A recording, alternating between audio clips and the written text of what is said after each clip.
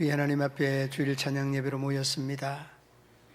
예배를 통하여 우리 하나님 홀로 영광 받아주시고 주님의 또 기쁨이 되고 영광이 되는 복된 예배 되게 하여 주옵소서.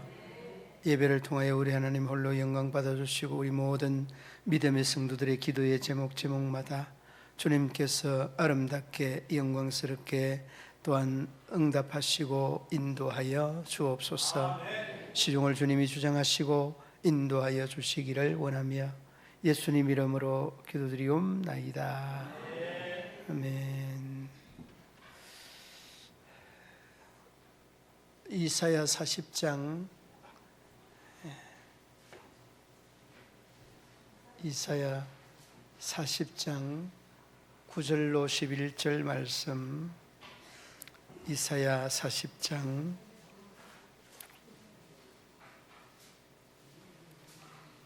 9절로 11절 말씀 한 절씩 봉독하고 마지막 절 함께 봉독하시겠습니다.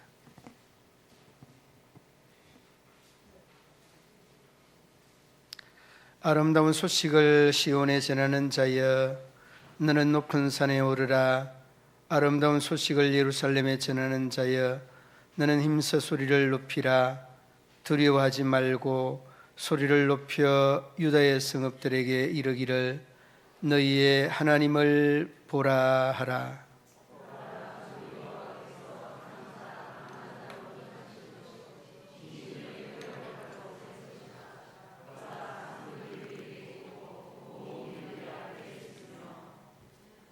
그는 목자같이 양떼를 먹이시며 어린 양을 그 팔로 모아 품에 안으시며 젖먹이는 암컷들을 온전히 인도하시리로다. 아멘. 서부구역 특송해 주시겠습니다.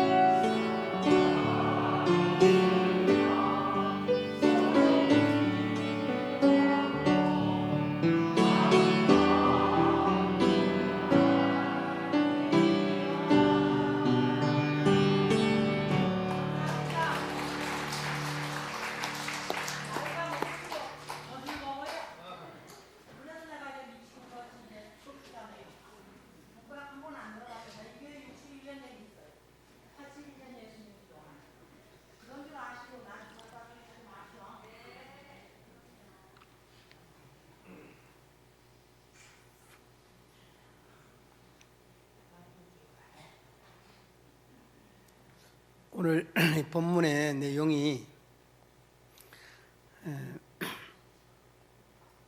유다가 바벨론 포로에서 돌아올 것들에 대한 소식을 중심에서 알리는 말씀입니다. 유다가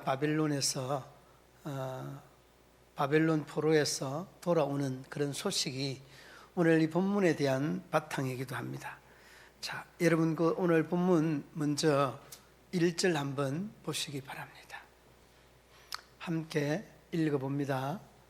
너희의 하나님이 이르시되 너희는 위로하라, 내 백성을 위로하라. 그리고 이 위로하라고 하는 이 말씀의 의미는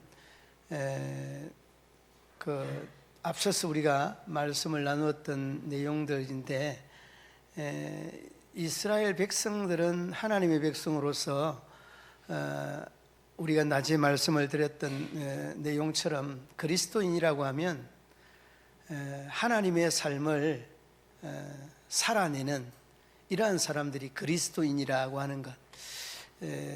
위로하라고 하는 것은 이스라엘 백성들이 정말 위로가 필요한 그러한 백성들이고, 또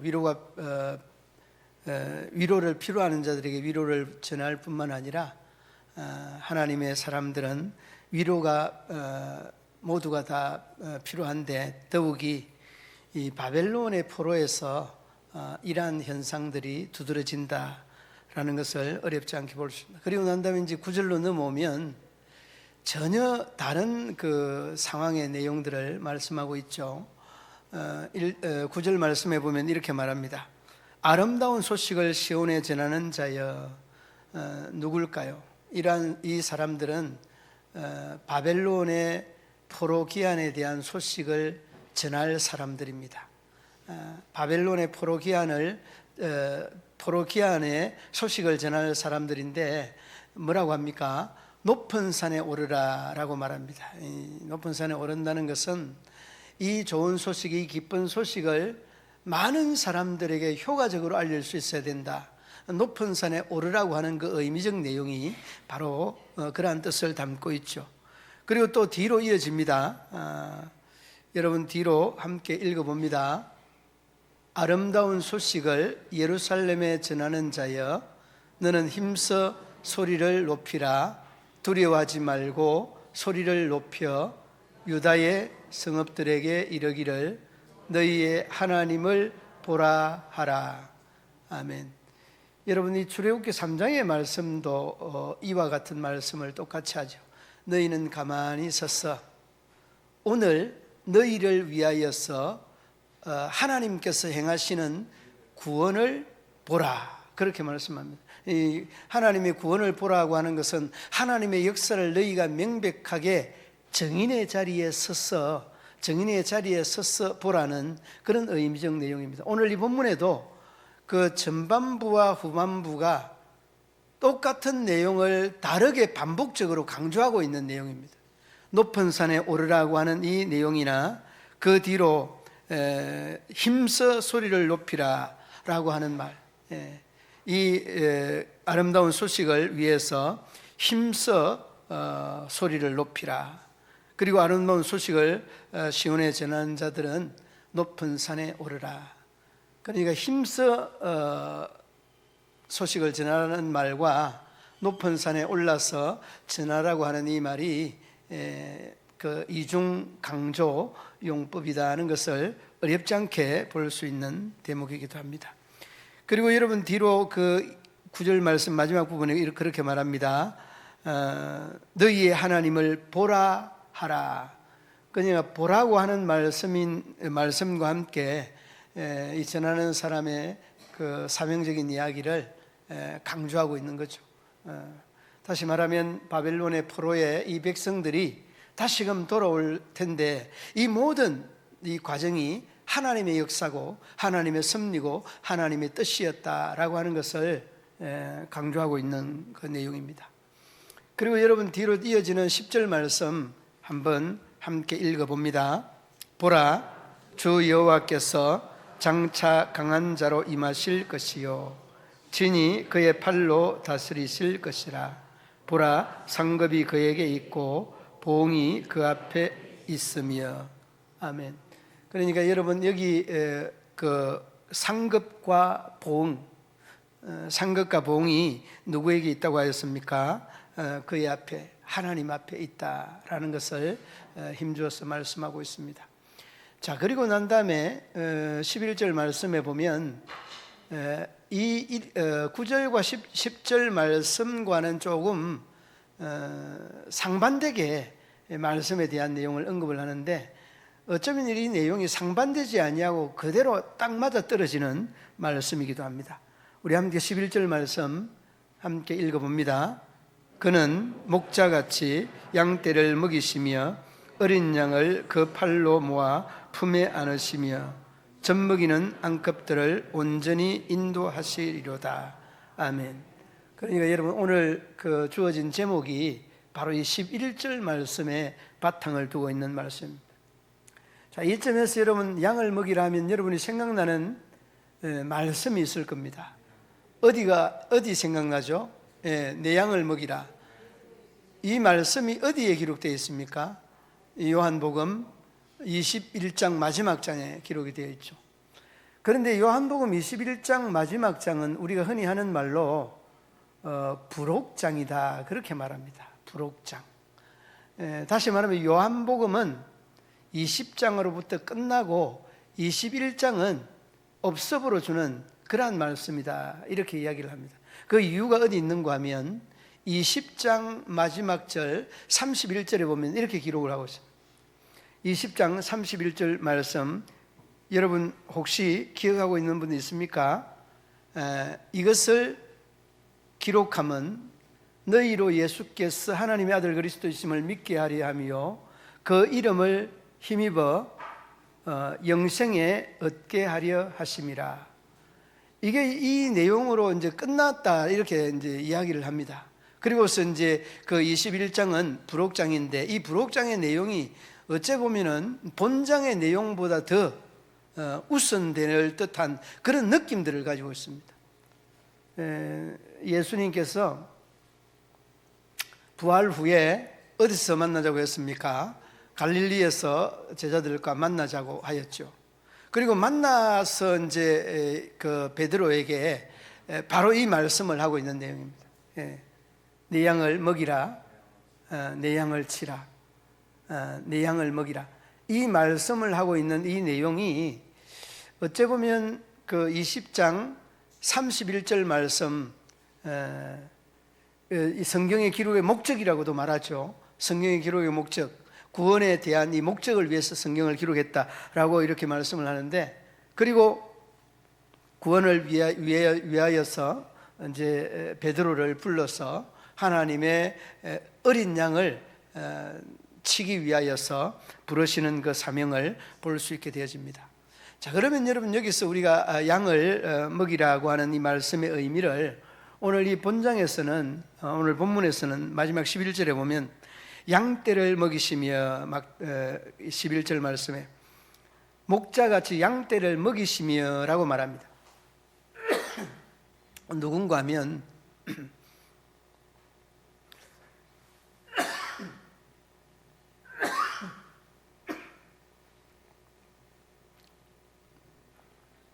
하나님이시죠.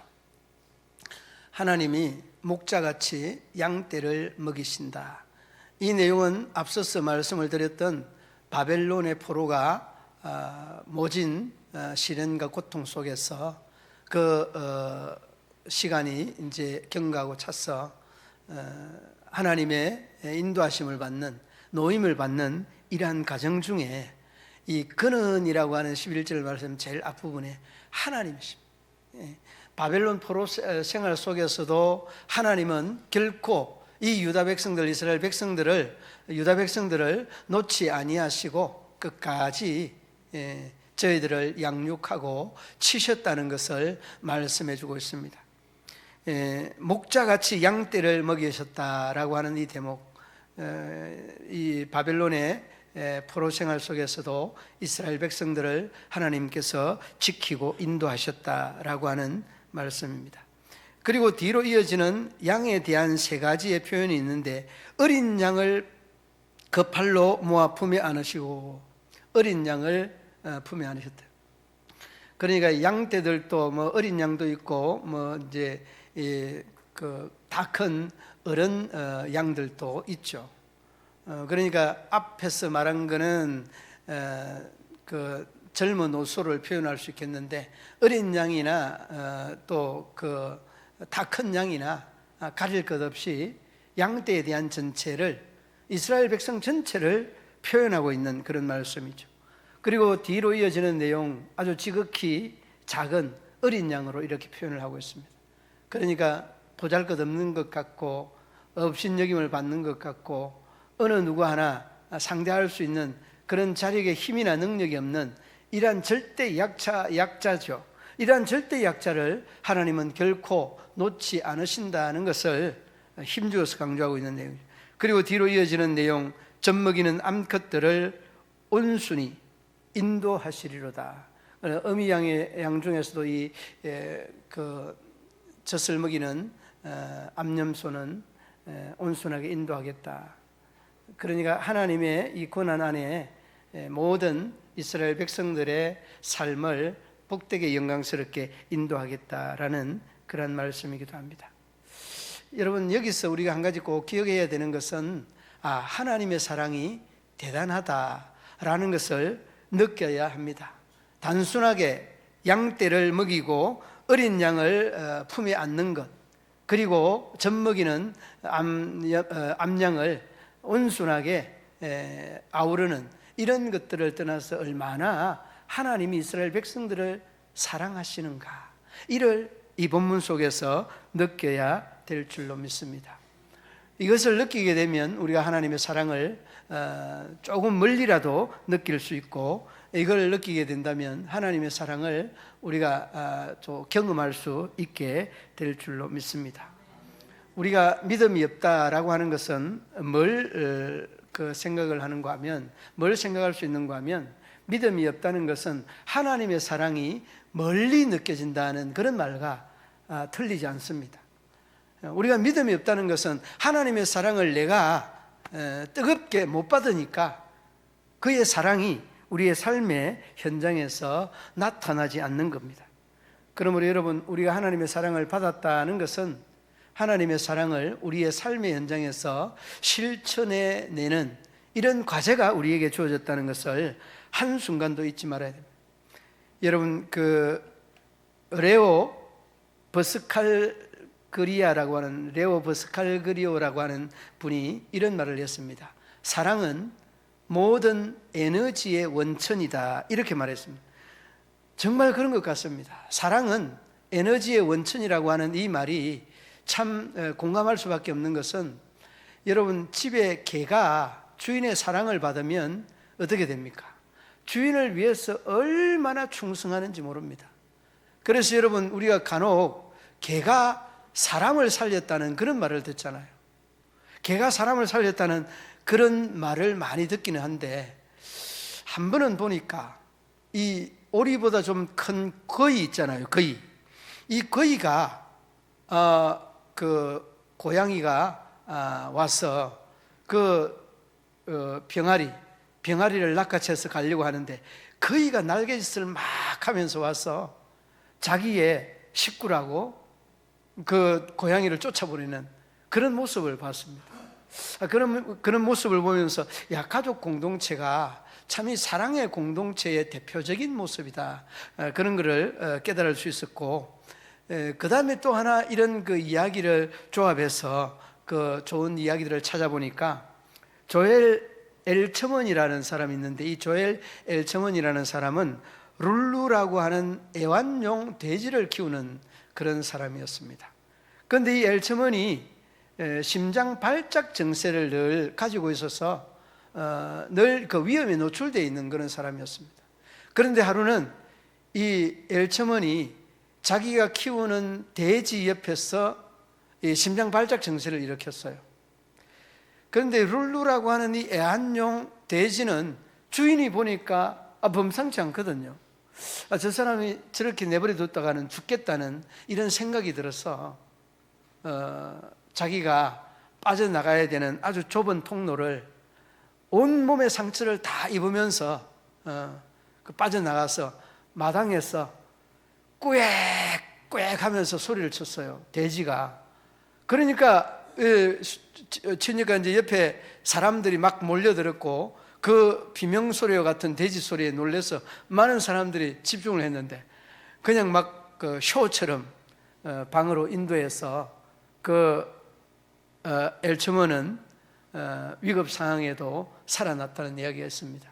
여러분, 짐승이나 사람이나 가릴 것 없이 이 사랑을 받는 데는 아름다운 역사가 일어나게 마련인 것 같습니다. 우리가 하나님의 사랑을 받은 사람 아닙니까? 하나님의 받은 사람들이 그 사랑을 실천하지 못하면 어떻게 되겠습니까? 오늘 엘츠먼도 그 룰루라고 하는 돼지, 이 돼지도 그렇게 충성을 하는데, 우리는 그 룰루라고 하는 그 짐승보다 못한 사람이 되지 않겠습니까? 그러니까 여러분, 하나님의 사랑을 우리가 받았다고 한다면 반드시 실천해야 될 줄로 믿습니다. 오늘 그렇게 말씀합니다. 새 유다 백성을 향해서 세 부류의 양을 언급합니다. 양떼, 어린 양, 젖먹이는 양. 이는 여러분, 유다의 모든 백성들을 통칭한 다른 표현이라고 생각이 되고, 우리가 하나님의 사랑을 입은 사람으로서 이제 양을 친다는 것은 하나님의 마음을 입고 하나님의 사역을 감당하는 굉장히 의미 있는, 의미심중한 이러한 사역이 아닐 수 없습니다. 그러므로 우리 믿음의 성도들 모두가 주님께서 우리에게 일러주셨던 아름답고 귀한 사역들, 그 사역들을 힘있게 아름답게 해낸다는 것은 얼마나 보람있고 귀한 일이겠습니까? 그러므로 여러분, 하나님의 사랑을 입었다라고 하는 분들은 다시 한번 돌아보시기를 바랍니다. 베드로가 요한복음 21장에서 내 양을 먹이고 쳐라 라고 한 다음에 이제 주님께서 그 양을 먹이고 치라고 하는 이 사역이, 내가 나를 부인했지만은 나는 너를 끝까지 사랑하였다는 이런 반증의 말씀이기도 하지 않습니까? 그러므로 여러분, 우리가 예수님의 사랑을 입었다라고 한다는 것은 그분의 사랑을 실천해야 된다는 그 사명적 의미도 함께 곁들여져 있다는 것을 한순간도 잊지 마시기를 바랍니다. 출애굽기 3장 10절 말씀에 이렇게 말씀합니다. 내가 너를 바로에게 보내어 너로 내 백성 이스라엘 자손을 애굽에서 인도하여 내게 하리라. 여러분, 모세가 어떤 사람이었습니까? 모세는 사람 죽인 사람이었습니다. 사람 죽인 사람이 도피했던 사람입니다. 그를 통하여서 하나님은 하나님의 역사를 이루어냅니다.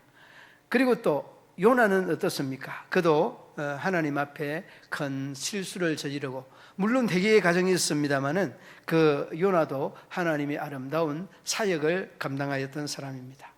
우리가 간혹 그런 착각 내지는 그런 생각을 할 때가 있습니다. 나는 죄가 많으니까, 나는 능력이 없으니까, 나는 부족하고 모자라는 사람이니까, 나는 배우지 못하였으니까, 이런저런 등등의 핑계 아닌 핑계들을 나열하는 이런 면면들을 우리 속에 보게 되어집니다. 여러분, 모세가 쓰임받았다는 것, 그리고 여러분 오늘 언급하였던 요나가 쓰임받았다는 것, 이를 우리가 전제하게 되면 우리가 쓰임받지 못할 일이 없다는 것을 수긍하게 될 것입니다. 그러므로 여러분들 모두가 다 양을 치라고 하는 이 말씀의 의미, 이 뜻을 다시 한번 되새겨서 우리에게 맡겨주신 그 양들을 위하여서 헌신하고, 또 헌신뿐만 아니라 그들의 신앙의 양육을 성숙하고 성장시키는 데에 귀하게 쓰임받는 우리 믿음의 성도들 되기를 바랍니다.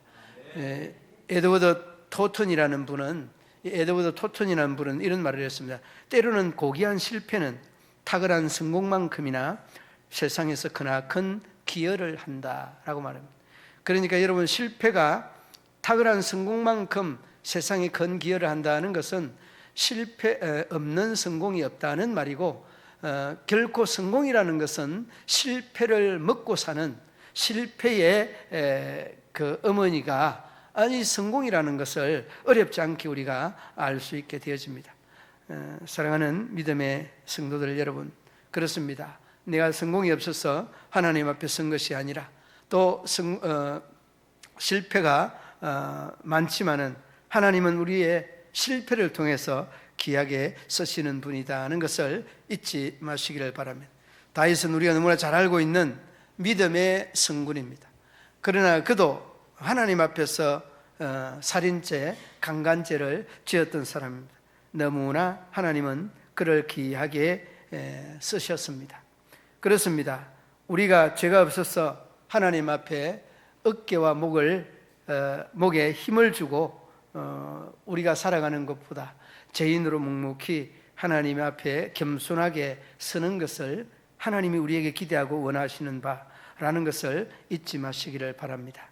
내 양을 먹이라는 오늘의 이 말씀이 우리 모든 믿음의 성도들에게 주시는 신앙의 메시지, 믿음의 메시지라는 것을 꼭 기억을 하시고 이 목표를 향해 달려가는 여러분들에게 예수님께서 베드로에게 말씀하셨던 그 말씀처럼 여러분들에게 그러한 믿음의 용기를 주실 겁니다.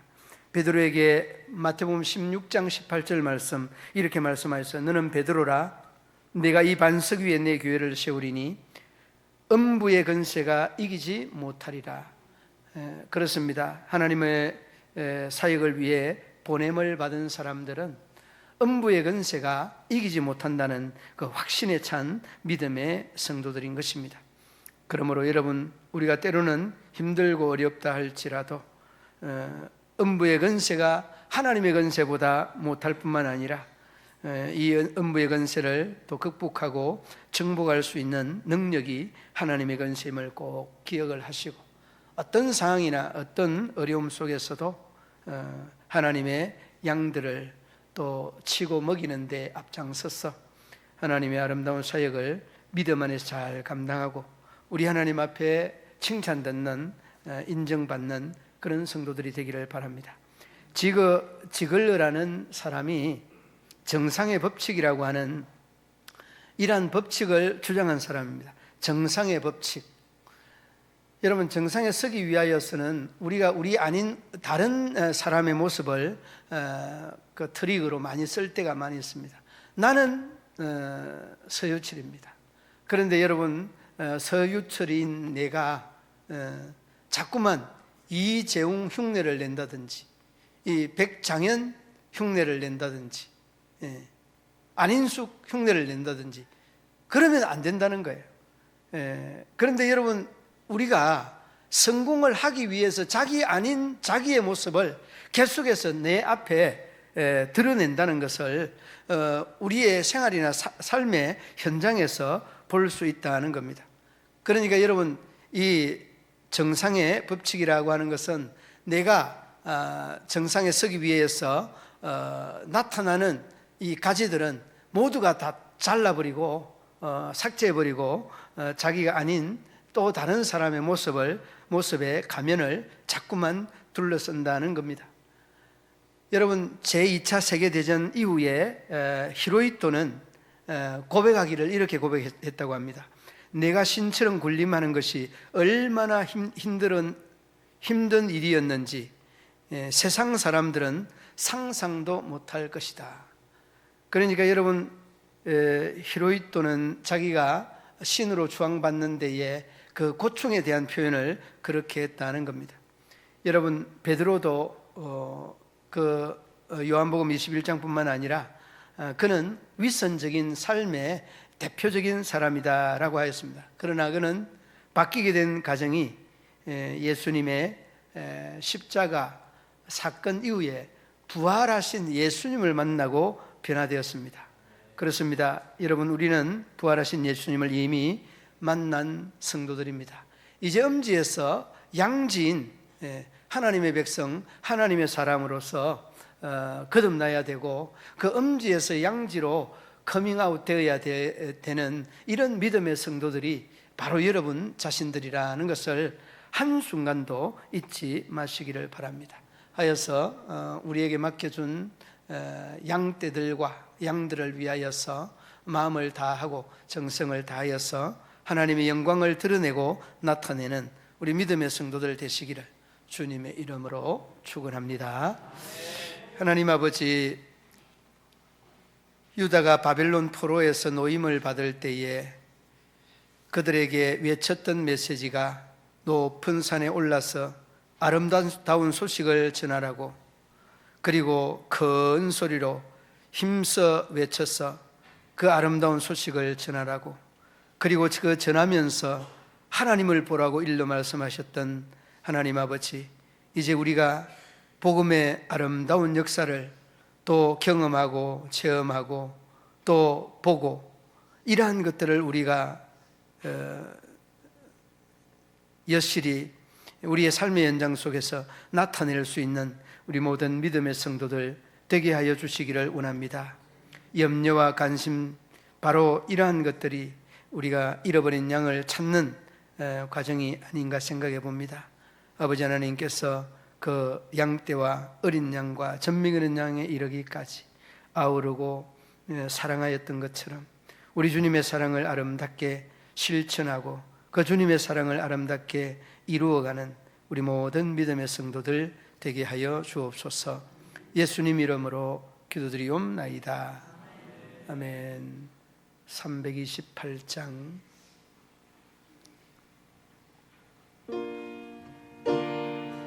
382장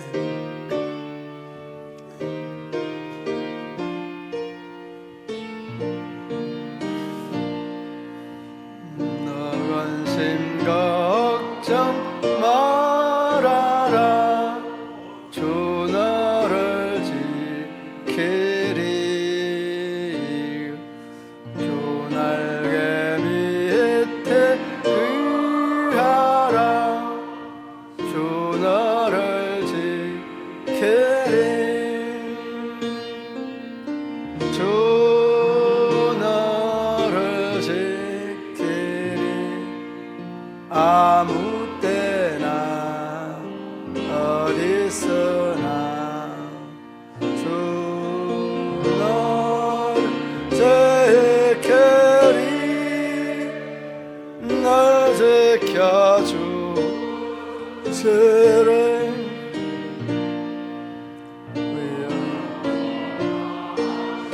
될 때에 주 너를 지키리. 위험한 일을 당할 때 주 너를 지키리. 주 너를 지키리. 아무 때나 어디서나 주 너를 지키리. 널 지켜주시리.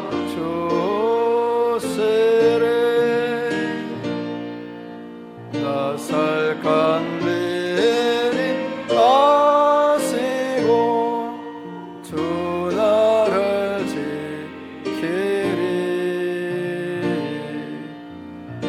많은 것을 주시며 주 너를 지키리. 주 너를 지키리. 아무 때나 어디서나 주 너를 지키리. 날 지켜주시리.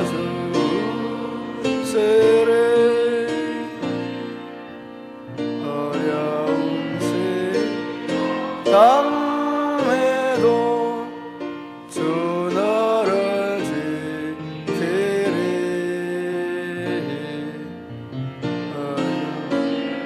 어려움에 의하라, 주 너를 지키리.